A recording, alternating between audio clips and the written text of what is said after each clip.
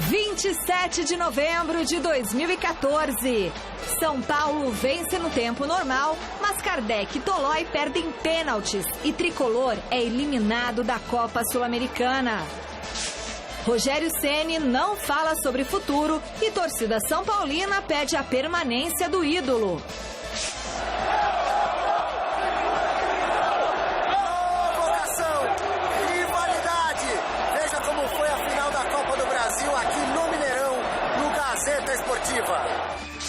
Em evento para relembrar o título mundial, Guerreiro evita a imprensa e não fala sobre renovação de contrato. Cássio torce pela permanência do companheiro. Palmeiras viaja a Porto Alegre. Valdívia fica fora da lista de relacionados para o jogo com o Inter. E as novidades do estado de saúde do Rei Pelé. Olá, boa noite. Quinta-feira quente. O Gazeta Esportiva começa falando do São Paulo, que venceu, mas não levou. Depois de dominar a maior parte do jogo e perder vários gols, principalmente no segundo tempo, o Tricolor ganhou do Atlético Nacional de Medellín por 1-0, mas na decisão por pênaltis a equipe escorregou. A derrota por 4-1 eliminou o Tricolor e garantiu para a equipe colombiana uma vaga na final da Copa Sul-Americana. Acompanhe como foi o jogo na reportagem de Fernando Gavini. Em exposição, o objeto de desejo de todo o torcedor são paulino.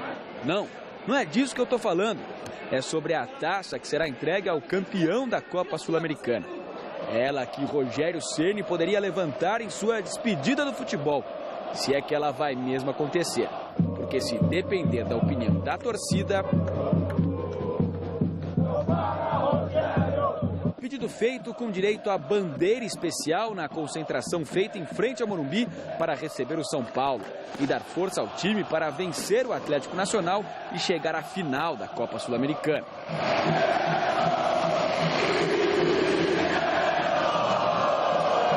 O São Paulo fez por merecer. Até a chuva, que era um temor, ajudou. A gente entrando em campo, estava perfeito o nosso campo. Perfeito, até ajudou, eu acho, que a chuva, para deixar o campo mais rápido e o futebol mais bonito. A única chance dos colombianos foi no final do primeiro tempo e quem brilhou foi Rogério Ceni. No resto do tempo só deu São Paulo. Na bola enfiada por Ganso, Michel Bastos perdeu cara a cara, mas foi preciso a ajuda da sorte para abrir o placar. Ganso cruzou na área, a bola passou por todo mundo e entrou direto. Mas a sorte que ajuda também atrapalha. Difícil entender como essa bola de Kaká não entrou. Ou como o destino fez a bola de Luiz Fabiano explodir na trave ao invés de estufar a rede. 1-0 não serviu para classificar o São Paulo e a decisão foi para os pênaltis. Mas logo na primeira cobrança ficou claro que o enredo não teria o rumo que o Tricolor queria. Allan Kardec chutou longe. Uma infelicidade do Kardec, aquela infelicidade, porque ele tirou o goleiro. Ele tirou o goleiro do lado e o Kardec é o melhor batedor nosso, né? Ele tirou, infelizmente escorregou, né? Rogério Ceni fez a parte dele. Mas Rafael Tolói também errou. E o mito não conseguiu fazer nenhuma defesa para impedir a vitória do Atlético Nacional.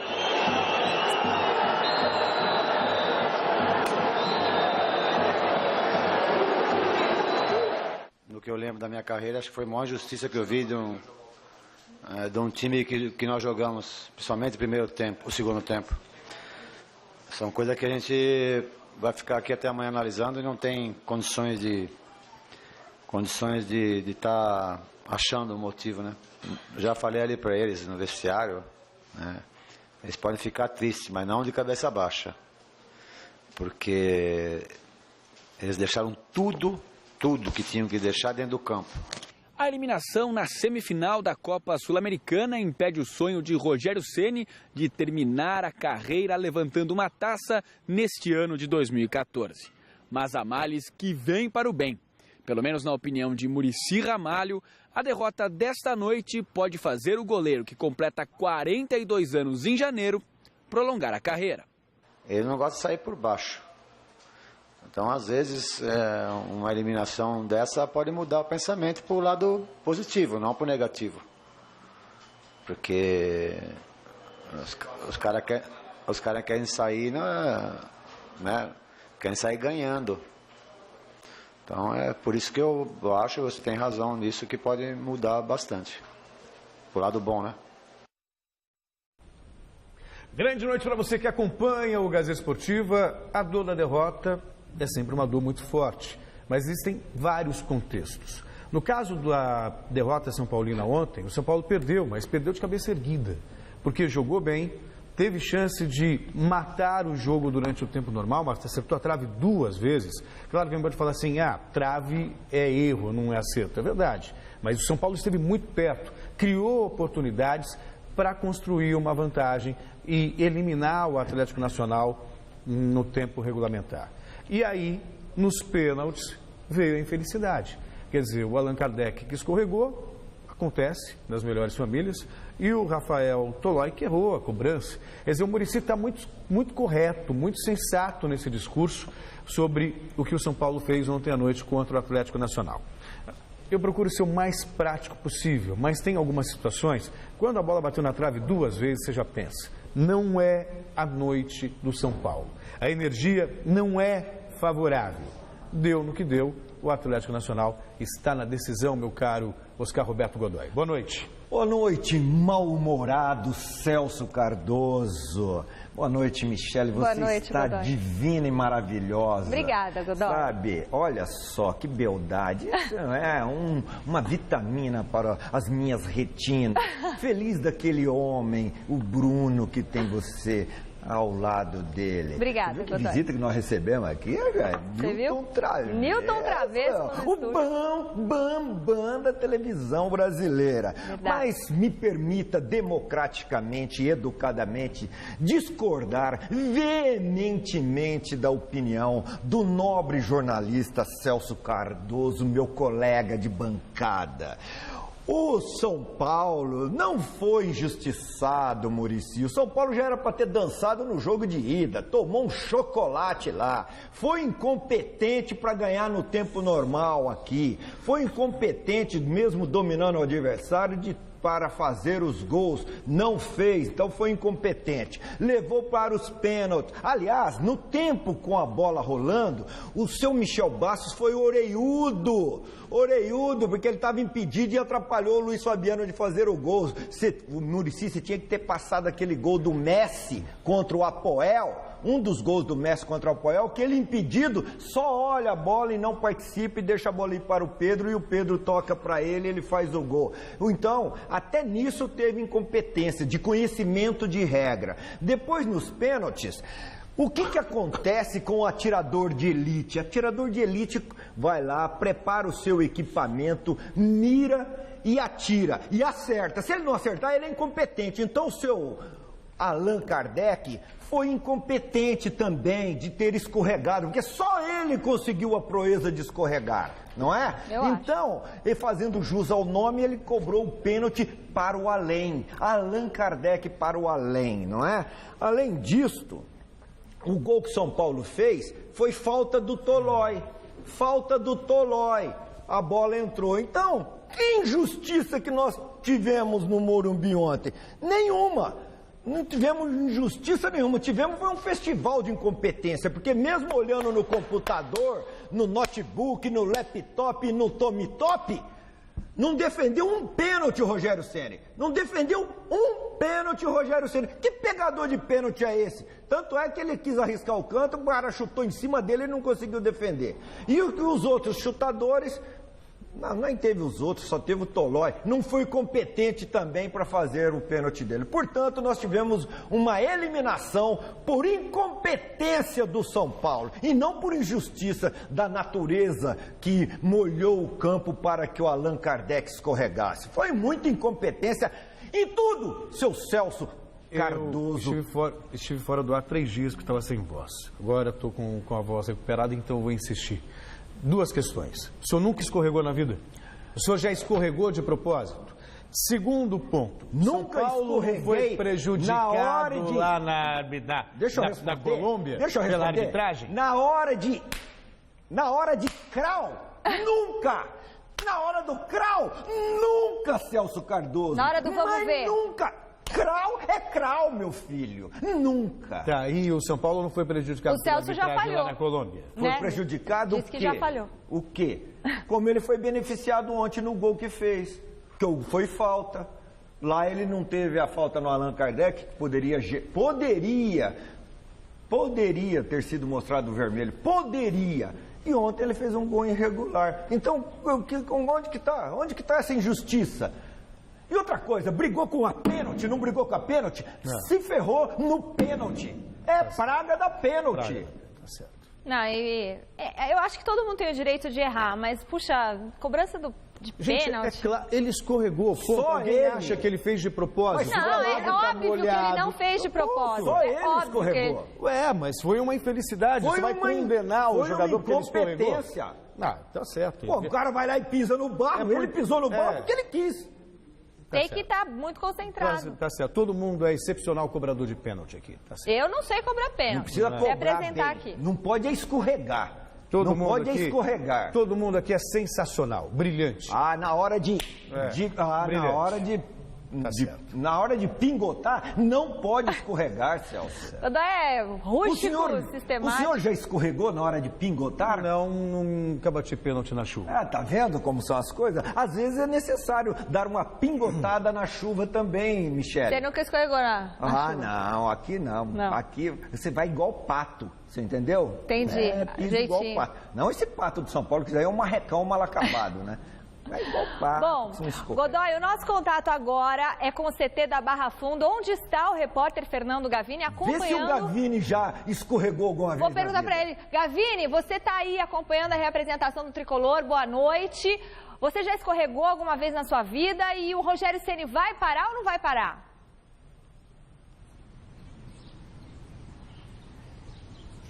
Boa noite, Michele. Boa noite a todos que acompanham o Gazeta Esportiva. Nunca escorreguei na pingotada, nunca escorreguei batendo pênalti, mas agora essa segunda pergunta sua é realmente a mais difícil de ser respondida nesse momento. Eu acho que o Rogério tinha a decisão tomada de encerrar a carreira levantando o título da Copa Sul-Americana. Esse era o desejo dele, de deixar esses 20 anos de carreira após a conquista do título. Mas agora tudo mudou. E esse pedido do Muricy Ramalho, essa conversa do Muricy com ele, essa campanha do Muricy pela permanência do Rogério pode pesar para que ele prolongue mais um pouco a carreira dele. Ontem o Muricy revelou que disse alguma coisa especial no ouvido do Rogério. Sondando aqui, sondando ali, descobrimos que foi algo do tipo: Rogério, não me deixa na mão na Libertadores, precisamos de você para ser campeão. Esse tipo de coisa, sem dúvida, vai pesar na hora do Rogério decidir. Agora tem um outro detalhe, é um outro lado da história. Ontem, quando a gente estava deixando, a equipe nossa da Gazeta, deixando o estádio do Morumbi, nós encontramos com o Rogério Ceni. O Rogério Ceni estava entrando no carro e deu para ver claramente o quanto de dor que ele sente depois das partidas. Ele estava com dificuldade para andar e com dificuldade também para entrar dentro do carro. Não sei há quanto tempo ele sente esse tipo de dificuldade, se é uma coisa normal, já habitual nos últimos anos, porque por causa da idade avançada. Eu sei que acaba o jogo, ele vai pro vestiário, fica dentro no gelo ali um tempão, para depois sair, até para soltar um pouquinho a musculatura e tal. Mas ele estava realmente com muita dor e com muita dificuldade, inclusive de locomoção. Isso pode pesar. Agora, não tenho dúvida nenhuma que o Rogério passou a noite refletindo muito todos os prós e contras de continuar ou não.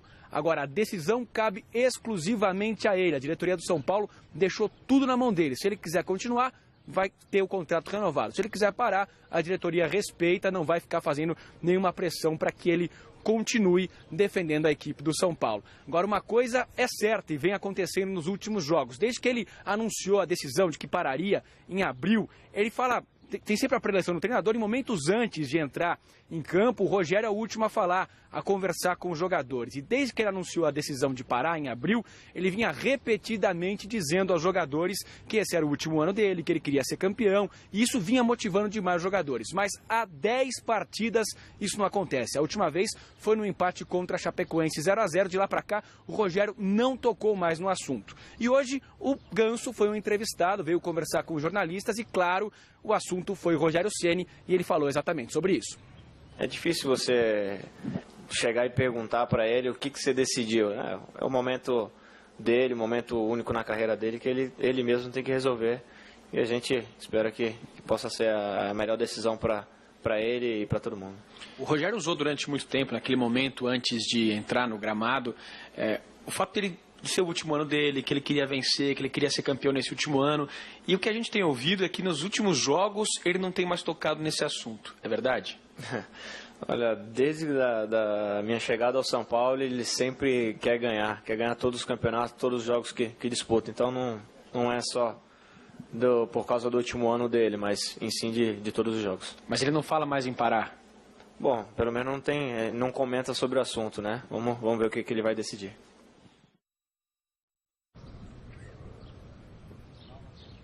Vamos ver o que ele vai decidir. É exatamente isso que todo mundo está esperando. Torcedor, diretoria, todo mundo. Agora, uma coisa que eu acredito, e acho até que isso passa pela cabeça do Rogério Ceni também, é caso ele decida mesmo encerrar a carreira, ele tem que anunciar isso em respeito ao torcedor até amanhã, até no máximo sábado, para que o torcedor possa saber que o jogo de domingo contra o Figueirense será o último do Rogério Ceni no Morumbi. Porque aí o apelo é outro do jogo, né? O jogo é o último jogo do Rogério, é o último jogo do Kaká, então o torcedor pode comparecer em grande número e isso pode ser positivo. Pô, o último jogo do Rogério no Morumbi, valendo 3 pontos, ser um jogo para 5 mil, 6 mil, 8 mil pessoas, não é o que ele merece, não é o que ele merece pelo que ele construiu na carreira. Agora, se o único apelo for a disputa pelo vice-campeonato brasileiro, não tenho dúvida que o público será baixíssimo neste domingo na partida contra o Figueirense. Agora, o fato é que este será o último jogo do Kaká com a camisa do São Paulo no Morumbi, já que ele está emprestado no clube pelo Orlando City dos Estados Unidos, faz seu último jogo agora no Morumbi, depois enfrenta o Sport e aí vai para os Estados Unidos, vai estrear na MLS no ano que vem. O Ganso falou também sobre a despedida do Kaká, já que os dois se deram muito bem desde a chegada do Kaká na equipe do São Paulo. O Ganso cresceu, inclusive o futebol, se entrosaram muito bem e o Ganso falou sobre isso. Sou fã incondicional do Kaká, sempre fui muito fã dele. Então foi uma honra, um prazer enorme jogar com ele, né? Apesar, fico triste por ele ter que sair do São Paulo agora, mas é um cara que nos ajudou bastante, foi um entrosamento muito bom dentro de campo, fora também. É um cara fantástico, vai deixar, como eu falei, vai deixar muitas coisas boas para esse grupo, e a sua experiência que passou aqui dentro. Para o ano que vem a equipe está muito mais preparada para os campeonatos.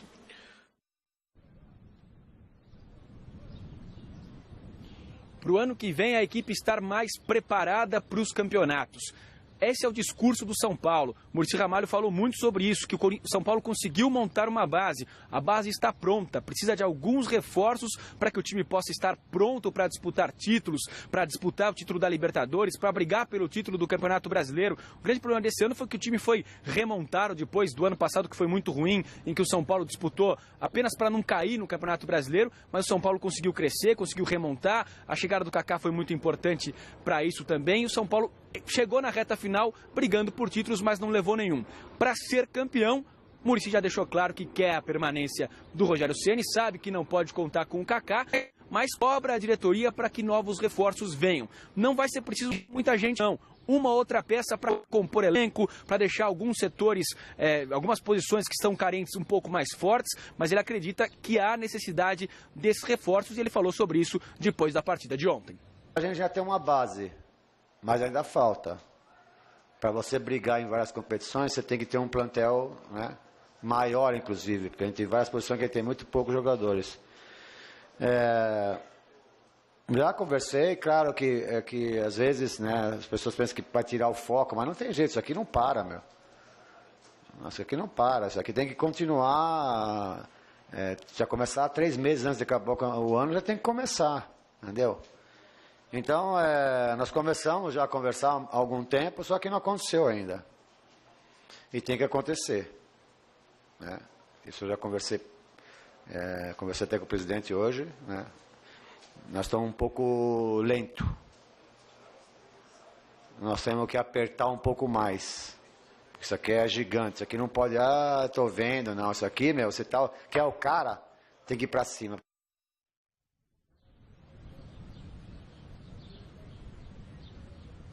Tem que ir para cima. tem que ir para cima. O Muricy já passou o perfil dos jogadores que ele quer e espera o mais rápido possível o retorno da diretoria a respeito desses reforços. Agora eu devolvo para vocês no estúdio e eu quero ver, viu, Michele? Eu acho fácil até fazer uma aposta de um dia para poder ver o Oscar Roberto de Godoy batendo pênalti. Eu fico até no gol. Quero só ver. Um abraço para você, Michele.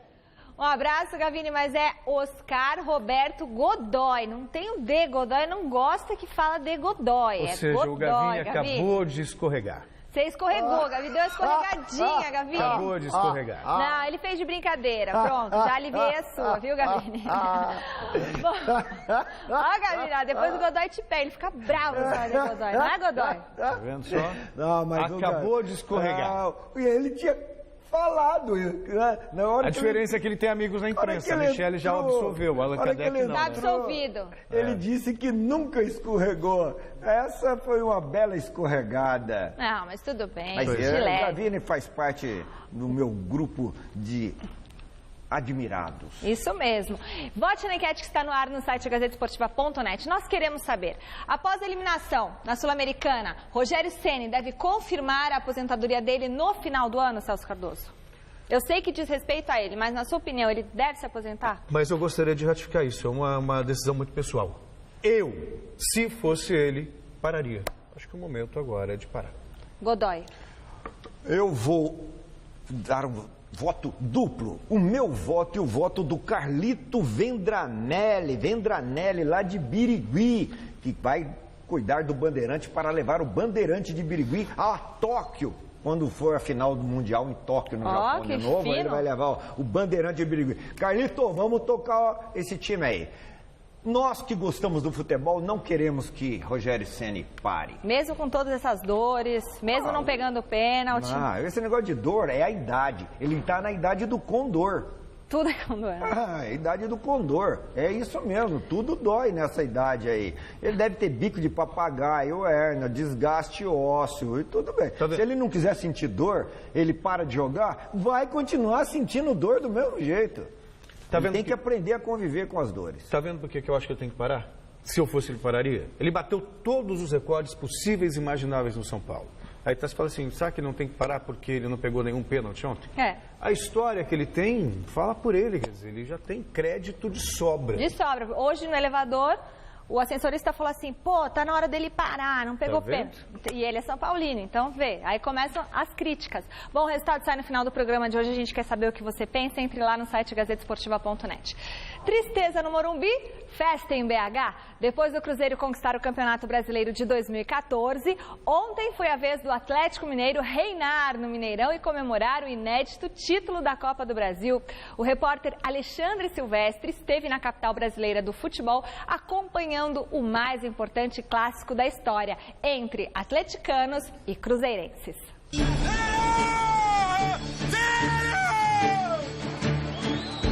Gigante da Pampulha azulado. Só 3% são preto e branco. Taça em jogo. A Raposa já possui 4 dessas aí. O Galo, nenhuma.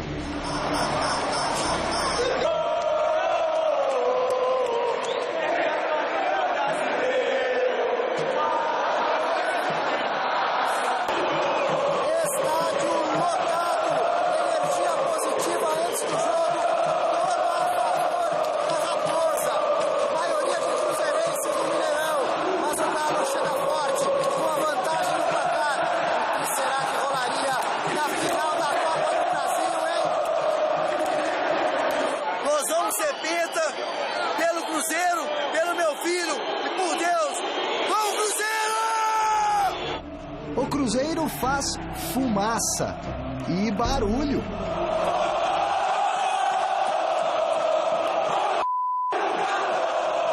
O Atlético, mais silencioso, bica pelas beiradas.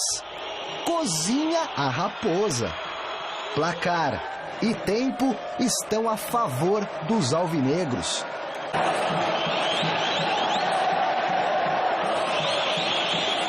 A torcida celeste parece preocupada ao ver o goleiro Fábio trabalhando tanto. 47 do primeiro tempo, o matador do rival, Diego Tardelli, aniquila com o sonho da tríplice coroa.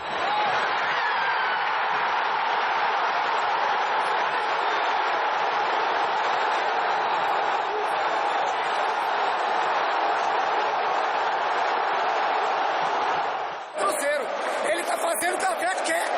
O Atlético pressionar. O Cruzeiro tá completamente errado. Só um milagre agora, marcar 4 gols em 45 minutos. Só um milagre.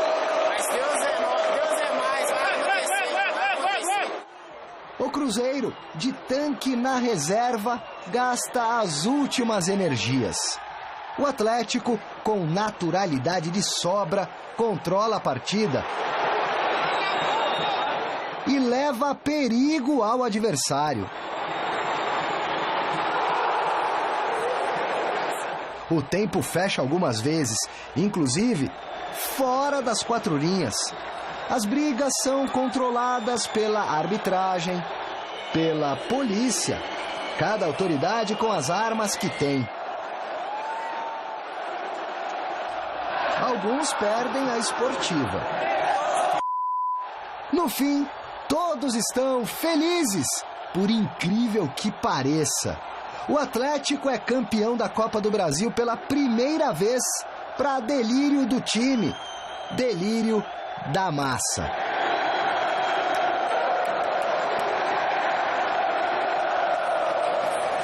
O Cruzeiro, de campanha exemplar no Campeonato Brasileiro, não tem do que se queixar.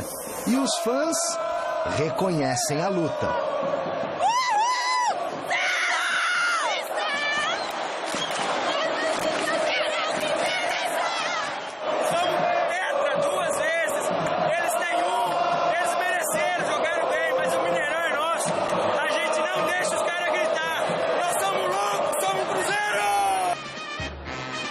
O futebol mineiro está de parabéns.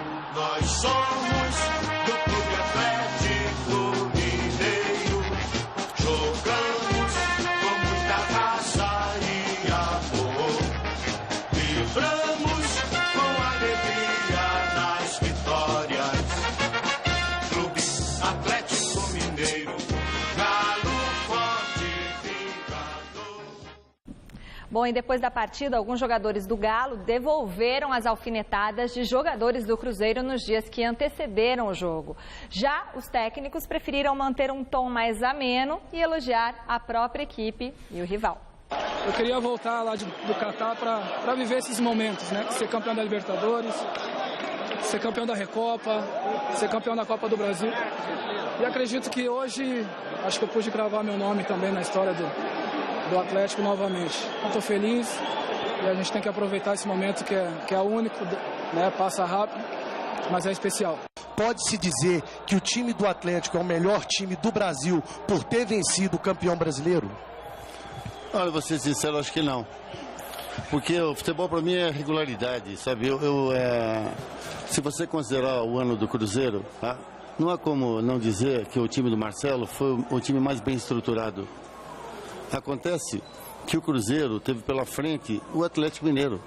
Então no clássico as coisas ficam muito parecidas, né? Normalmente é assim, não importa a situação de um time. Então não é por aí que a gente vai considerar o Atlético o melhor time do Brasil. Agora, eu vou ser sincero para você também.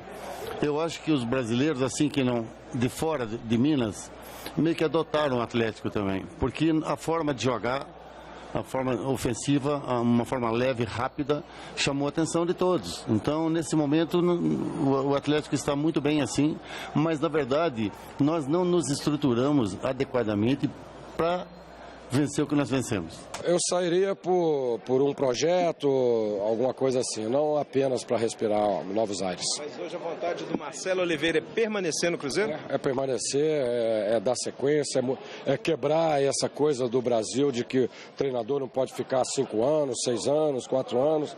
Então, eu já até tive proposta, mas não quis sair, porque estou muito feliz, tem um ambiente excepcional. Eu queria rasgar elogios aqui, sinceros elogios a esses dois treinadores, o Marcelo Oliveira e também o Liverpool. O Marcelo Oliveira, porque levou o Cruzeiro a 2 conquistas de Campeonato Brasileiro e montando um time de maneira ofensiva. A gente critica tanto os treinadores brasileiros, que eles são desatualizados, E é verdade. Mas também tem a questão do calendário que não permite que um trabalho seja bem feito. Aí você ouve o Marcelo Oliveira falando em longevidade, em dar sequência a um planejamento do Cruzeiro. É assim que tem que se pensar. E o Leverkusen, muito espontâneo nas declarações, nas entrevistas, falando com o coração. E, sabe, ele poderia se vangloriar, falar um monte de bobagem e muita gente ia comprar essa bobagem. O Atlético acabou de ganhar um título e ele disse o seguinte: não nos estruturamos adequadamente para ganhar tudo isso. Olha a sinceridade disso. E aí me chamou a atenção, estava acompanhando a coletiva dele ontem, e aí a soberba dos jornalistas brasileiros, ou até das pessoas que acham que entendem de futebol, você chegou desatualizado com o que estava acontecendo no futebol brasileiro, porque ele estava no Japão. Como se aqui ainda fosse a meca do futebol. E aí ele, com muita elegância, disse o seguinte: eu estava no Japão aprendendo. Eu passei esse tempo no Japão aprendendo, porque aqui a gente está muito desatualizado, está muito atrasado. E coloquei no Atlético Mineiro muitas coisas do que eu aprendi lá fora. Isso dando um show de serenidade e de visão. Então, vendo esses 2 técnicos trabalhando à frente do Cruzeiro e à frente do Atlético, que não por acaso ganharam os 2 títulos nacionais que estão em disputa, eu começo a ver, sabe, algo positivo no futebol brasileiro, em detrimento do que há de mais anacrônico e ultrapassado no comando diretivo da CBF. O comportamento dos técnicos e o comportamento dos jogadores merecem elogios. Foi um comportamento bem disciplinado, muito ponderado, e isso acabou refletindo também na torcida. Infelizmente não contagiou os dirigentes, né? Muito teimosos ainda e de mentalidade muito pequena. Ficou feio o Mineirão com aquele espaço na frente ali das câmeras, olha lá, vazio. Também R$1.000 o ingresso? Não, então, só não contaminou os dirigentes, né? Os cabeças duras. Tecnicamente e fisicamente, o Atlético foi melhor do que o Cruzeiro nos 2 jogos. Aliás, durante o ano, o Cruzeiro foi freguês do Atlético Mineiro, seja no Mineirão ou no Horto. E nesse gol aí, gol da vitória do título do Tardelli, o único gol dele na Copa do Brasil, que foi o gol do título nesse segundo jogo, o Fábio não sai do gol. Talvez aí esteja uma explicação por que o Fábio não vai para a seleção brasileira. Porque não é possível, um goleiro com a estatura que ele tem, com a impulsão que tem, ele não sai do gol. Não sai, é um goleiro árvore, um goleiro que joga plantado. Olha só, onde o Tardelli vem cabecear e ele está lá dentro, na risca do gol, cara. Sabe? Houve ali uma desatenção do Marcelo Moreno, que fica lá no pé da trave, acabou dando condições de jogo para o Tardelli, e o Fábio não sai do gol.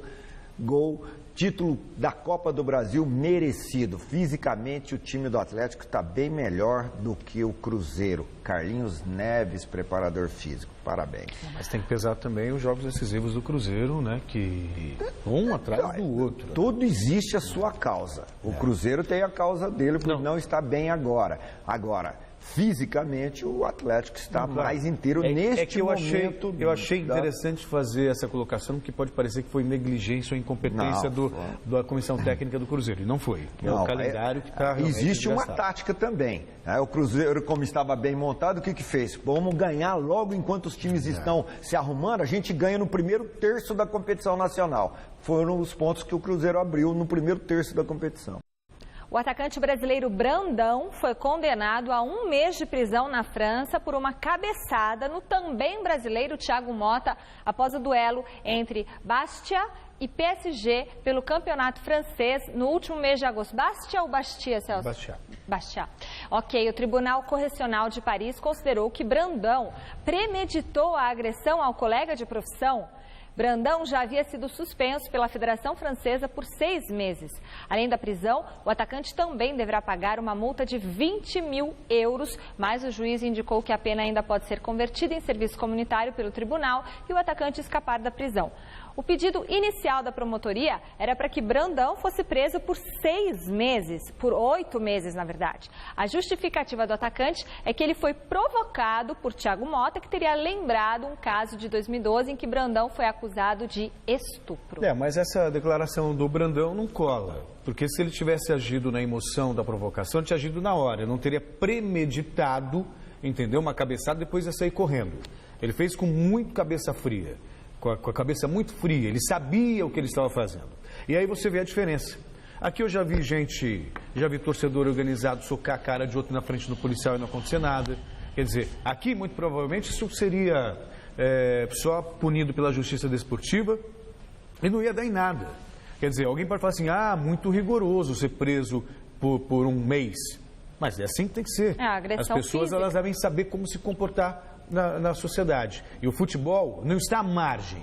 O futebol, aí fica o exemplo, que não é um universo paralelo. Ele é uma extensão. Então é crime na rua, é crime também no vestiário. Ou estou errado, Godoy? Não, tá certo. Agora aí é o seguinte, punição exemplar para um cara que foi covarde. Porque se ele tá afim de brigar, bate e aguenta o tranco. Aí ele bateu e correu. Então, se não foi pelo ato da agressão, que seja punido pela covardia de ter corrido, seu Brandão pipoqueiro. O Corinthians organizou no Parque São Jorge o encontro de 2 ídolos da conquista do Mundial de Clubes de 2012 com cerca de 400 torcedores em mais uma edição do projeto Jogos Eternos. Veja na reportagem de Adriano Dolfi. Parque São Jorge, 7 horas da noite. Dá uma olhada no tamanho da fila. Toda essa rapaziada esperando um encontro com o atacante Paulo Guerreiro e o goleiro Cássio. 2 jogadores, talvez os principais do elenco de Mano Menezes, assistiram ao repeteco dos jogos que deixaram saudades no Mundial de Clubes em 2012. Quem foi o cara, Guerreiro ou Cássio? Pra mim, o Cássio. Por quê? Sou fã dele, né, meu? E se não fosse as defesas dele, o Corinthians tinha tomado. Então, com certeza o Cássio. Guerreiro ou Cássio? Guerreiro. Por quê? Joga demais, né, cara? Sempre tá metendo um gol ali. O cara joga muito, mano. Foi um dia a gente relembrar do título, coisas boas que aconteceram e é sempre bom relembrar coisas boas. Espero que isso serve também motivação, né? A gente poder chegar de repente na Libertadores, falta pouco, para ficar na Libertadores e de repente poder repetir tudo que a gente passou em 2012. Ambos foram importantíssimos naquele jogo com o Chelsea, decisivos na maior conquista da história do Timão. Haja visto o tumulto para ficar pertinho deles. Eles responderam perguntas da galera, receberam homenagens e uma sessão interminável de fotos com torcedores. Agora a Libertadores está quase garantida. Cássio com mais 4 anos de contrato, confirmadíssimo para 2015. Já o peruano, que saiu apressado, sem dar entrevista, parece que falta pouco para assinar a permanência no clube. Tenho certeza que a diretoria do Corinthians vai fazer de tudo para manter ele, porque é um cara que ajuda, não só mesmo dentro de campo, fora de campo, é um cara que é um dos líderes do grupo, é um cara do bem, um cara que está sempre pronto para ajudar. Nos momentos difíceis se mostrou muito bem e cresceu bem. Acredito que não vai ter tantos problemas, se fala muitas especulações, mas quem sabe na verdade o que está acontecendo é ele e a diretoria. Espero que eles entrem em um acordo e ele possa renovar o contrato por muito tempo. E o Pelé segue internado no Hospital Albert Einstein. Em boletim médico divulgado nesta quinta-feira, o rei do futebol foi transferido para uma unidade de cuidados especiais devido a uma instabilidade clínica. Ele se encontra num quarto equivalente a uma unidade semi-intensiva para facilitar a vigilância sobre o quadro de saúde do rei. Pelé está internado no local por causa de uma infecção urinária desde a noite de segunda-feira e ainda não tem previsão de alta. Olha, nesta sexta-feira nós temos um encontro marcado com o Hangout, o nosso bate-papo pela internet, às 13h30 da tarde. Então estaremos esperando você, eu, Chico Lang, Carol, Vicente e o quinto elemento, Vinícius Rodrigues. Nós te esperamos, endereço google.com/maistvgazeta. Amanhã, 3h30 da tarde, a gente vai conversar sobre futebol. E já estão encerradas as votações do público e dos jornalistas para escolher os vencedores da 11ª edição do Troféu Mesa Redonda. Os escolhidos você fica sabendo só no dia 14 de dezembro, data da exibição da premiação. E mais uma vez, agradecendo a Lux Color e a Baltec, essas grandes empresas que estão com a gente frente na 11ª edição do Troféu Mesa Redonda. No duelo dos piores da Série B, a Portuguesa segue se preparando para enfrentar o Vila Nova amanhã às 7h30 no Canindé. O repórter Osmar Garrafa acompanhou o último treino da Lusa. Confira. Uma temporada para esquecer. É com esse espírito que os jogadores da Lusa treinam para a última partida da Portuguesa na temporada. E nesse compromisso, a equipe se despede também da Série B. Pois, para a tristeza do torcedor, no próximo ano, o time do Canindé vai disputar a Série C do Campeonato Brasileiro. E mesmo estando de forma interina no comando, o técnico José Augusto não encontra dificuldades de apontar os erros que levaram a Portuguesa a mais um rebaixamento em sua história.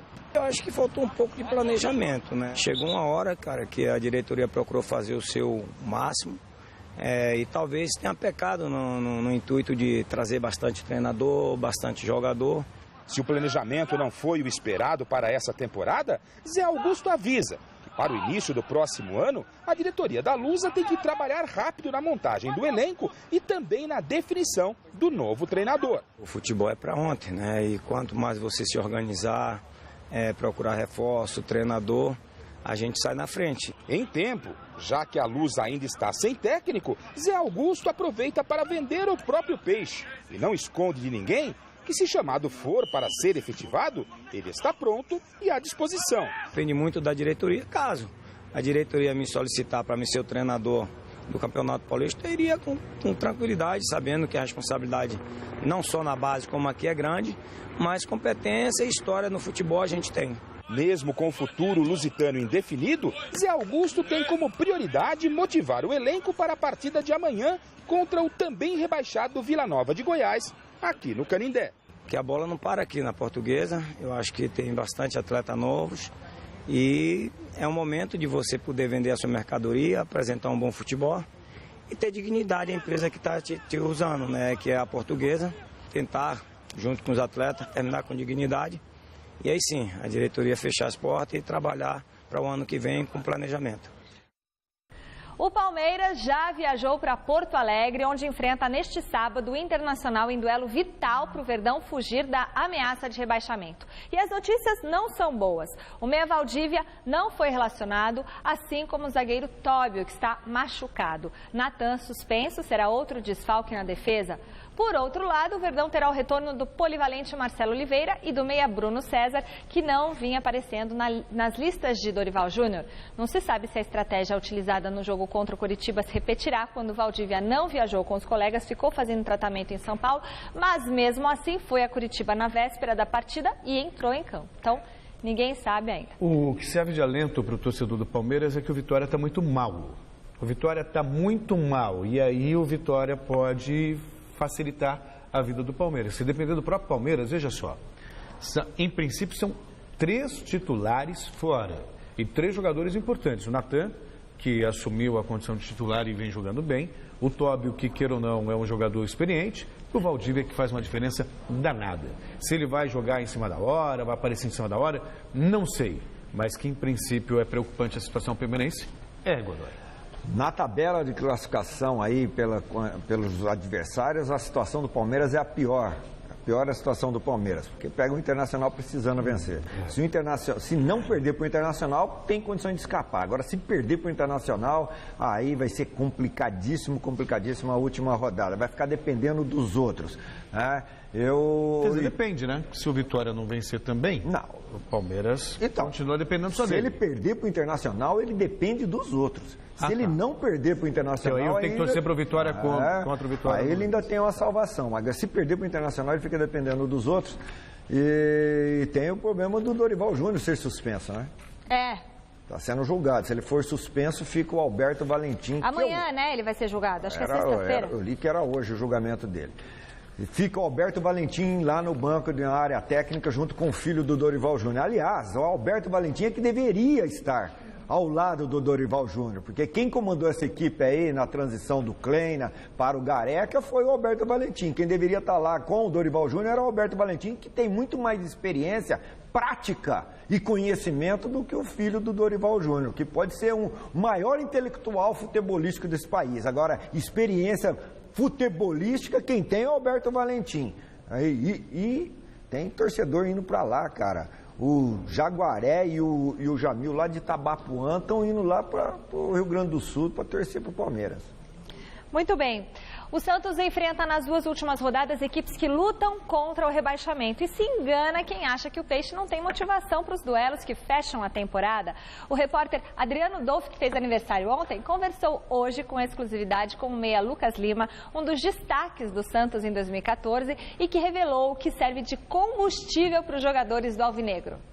Restam mais 2 partidas para o Santos neste Campeonato Brasileiro. Neste fim de semana, contra o Botafogo na Vila Belmiro, o Santos encerra a participação no campeonato contra o Vitória em Salvador. Lucas Lima ao meu lado, partidas em que o Santos pode definir o futuro dos rebaixados desse campeonato, né, Lucas? Com certeza, acho que são jogos mais importantes para eles, mas a gente está tentando entrar com uma importância muito grande nesse jogo, a gente quer voltar a vencer de qualquer maneira.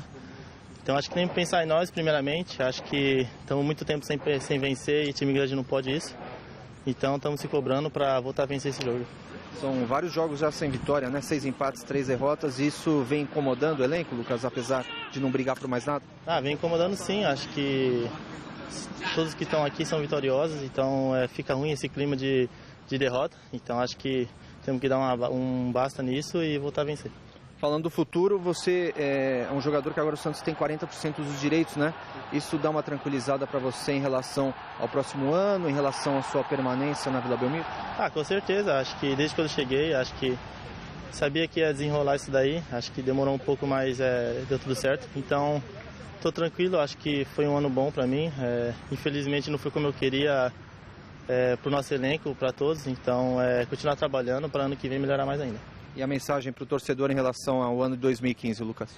Acho que esse ano foi um ano de aprendizagem para a gente. Acho que temos um time muito jovem e que vai estar muito maduro para o ano que vem. E acho que com certeza vai vir alguns reforços e vão estar muito fortes. O Corinthians segue se preparando para enfrentar o Fluminense domingo no Maracanã. O jogo pode garantir ao Timão uma vaga para a Libertadores e o repórter Filipe Suboril esteve no CT Joaquim Grava acompanhando mais um treino. Confira. Final de ano chegando, campeonato terminando e o Corinthians ainda corre atrás de uma vaga na Copa Libertadores da América. Apenas um pontinho basta para o Timão conseguir esse feito para 2015. E olha que o time está fazendo por merecer. Tem a melhor campanha de todo o segundo turno do Brasileirão. Em 17 rodadas foram 10 vitórias, 4 delas nos últimos jogos. O time não sabe o que é perder a 8 partidas. Segunda melhor defesa do torneio. Enfim, tudo conspira a favor. Neste final de semana, o adversário é o Fluminense fora de casa. A boa notícia fica por conta da absolvição do Corinthians, no caso Petros. O pleno do STJD liberou por 4-1 o Corinthians, que não vai mais perder pontos neste Campeonato Brasileiro. Há cerca de um mês, o Timão já havia sido absolvido em primeira instância, mas Grêmio e Internacional entraram com um recurso e acabaram perdendo. A confusão toda aconteceu por causa da renovação de contrato do meio-campo Petros. Na primeira instância, entendeu-se que o Corinthians se valeu da presença de Petros no bid e de um contrato já em vigor para colocá-lo em campo. Assim, a Federação Paulista de Futebol e a CBF foram multadas em R$10 mil cada uma pelo erro.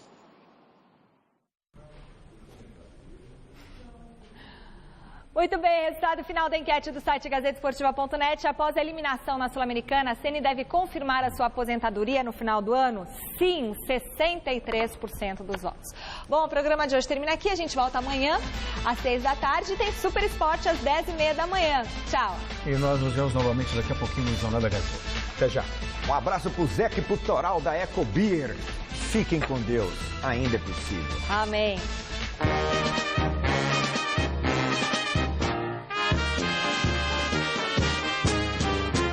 Nós somos